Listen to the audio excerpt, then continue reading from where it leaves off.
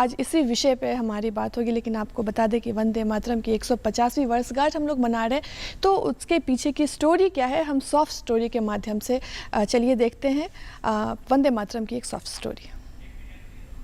वंदे मातरम सुजलाम सुफलाम शीतलाम शस्य श्यामलम मातरम वंदे मातरम। हे मातृभूमि, तू जल से समृद्ध है, फलों से भरपूर है, शीतल और सुगंधित पवन से भरी है, हरियाली और फसलों से सजी है।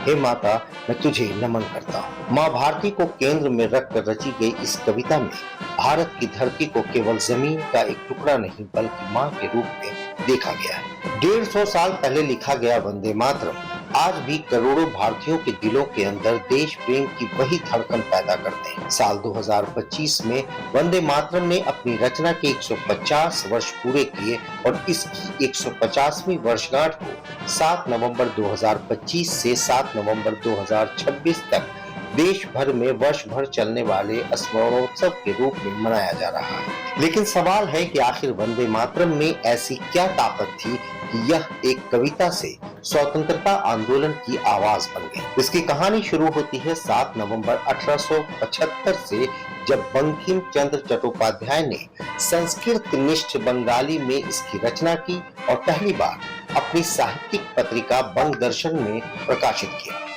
बाद में 1882 में बंकिम चंद्र ने इसे उनके प्रसिद्ध उपन्यास आनंद मठ में शामिल किया। धीरे धीरे किताब के पन्नों से निकलकर यह जन जन की आवाज बन गया। 1896 में जब कलकत्ता में भारतीय राष्ट्रीय कांग्रेस के अधिवेशन में रविंद्रनाथ टैगोर ने वंदे मातरम गाया तो यह क्षण इस गीत को राष्ट्रीय चेतना के व्यापक मंच तक ले गया। और 1905 में बंगाल विभाजन के विरोध में जब स्वदेशी आंदोलन उठा तो वंदे मातरम आंदोलन का स्वर बना।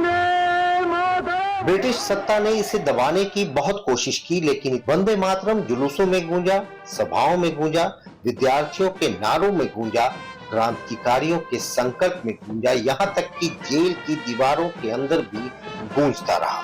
24 जनवरी 1950 को संविधान सभा ने वंदे मातरम को भारत के राष्ट्रीय गीत का दर्जा दिया। वहीं जन गण मन भारत का राष्ट्रीय गान बना और अब 150 साल की इस यात्रा में वर्ष 2026 ने एक और ऐतिहासिक अध्याय जोड़ दिया। प्रधानमंत्री नरेंद्र मोदी के नेतृत्व वाली केंद्र सरकार ने राष्ट्रीय सम्मान के अपमान की रोकथाम अधिनियम 1971 में संशोधन कर वंदे मातरम को भी कानूनी संरक्षण के दायरे में ला दिया। 11 अगस्त 2026 को राष्ट्रपति श्रीमती द्रौपदी मुर्मू के हस्ताक्षर के साथ ही यह संशोधन कानून बन गया। वंदे मातरम के सभी 6 छंदों का पूर्ण संस्करण लगभग 3 मिनट 10 सेकंड में पूरा होता है। और फिर 15 अगस्त 2026 को भारत का 80वां स्वतंत्रता दिवस मनाया गया, जिसके साथ एक और अध्याय देश के इतिहास से जुड़ गया। 150 वर्षों की यात्रा पूरी कर चुका वंदे मातरम इस बार ऐतिहासिक लाल किले की प्राचीर से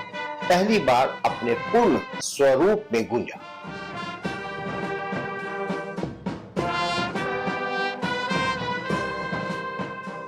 यह एक ऐतिहासिक क्षण था। ध्वजारोहण से पहले स्वतंत्रता दिवस समारोह में वंदे मातरम का पूर्ण संस्करण बजाया गया। इसके बाद प्रधानमंत्री नरेंद्र मोदी ने तिरंगा फहराया, जिसके साथ 21 तोपों की सलामी दी गई और फिर गूंजा राष्ट्रीय गान जन गण मन।